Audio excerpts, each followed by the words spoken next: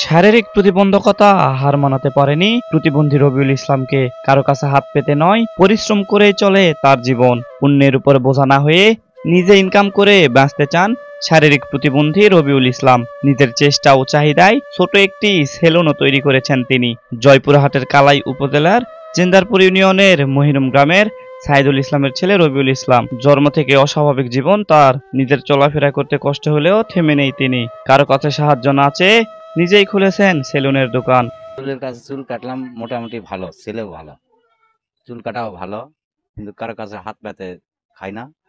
প্রতিবন্ধী চ্যাংরা, মানে কর্ম করে খায়।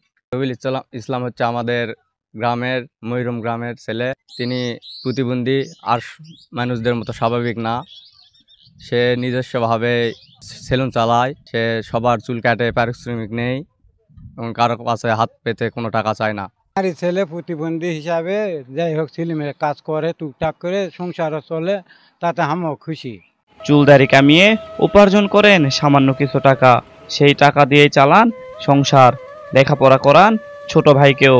তার এমন কাজে খুশি এলাকাবাসী। আমার ছেলে, সে একজন প্রতিবন্ধী, সে সেলুনে কাজ করে, কারো কাছে সে হাত বাড়ায় না। সে নিজে ইনকাম করে, নিজে কাজ করে, যা কামাই করে তাই সংসার সে বহন করে। আমরা চাই সে যেন ভালোভাবে চলতে পারে। তবে তার এই কষ্টে গড়া টিনের দোকানটি পাকা হলে স্বাচ্ছন্দ্যে ব্যবসা করতে পারবে বলে জানান তিনি। এজন্য সরকারের কাছে অনুরোধ করেছেন প্রতিবন্ধী রবিউল ইসলাম। আলাইকুম, আমি প্রতিবন্ধী, আমার নাম রবিউল।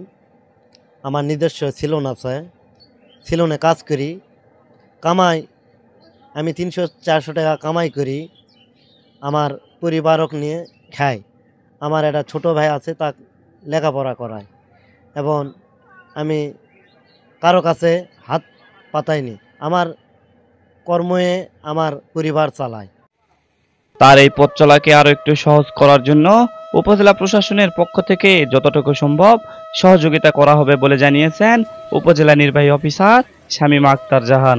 ছুটি পেলাম যে একজন প্রতিবন্ধী ব্যক্তি হবার পরেও রবিউল তার নিজের চেষ্টায়, নিজের উদ্যমে তার পরিবারের জন্য উপার্জন করছে, একই সাথে নিজের ছোট ভাইকে বড় করেছে। এটি আমাদের সমাজের অন্য সকল মানুষের জন্য একটি চমৎকার উদাহরণ। শুধুমাত্র প্রতিবন্ধী ব্যক্তি না, যারা শারীরিকভাবে সক্ষম ব্যক্তি আছেন তাদের জন্য এটি একটি চমৎকার উদাহরণ।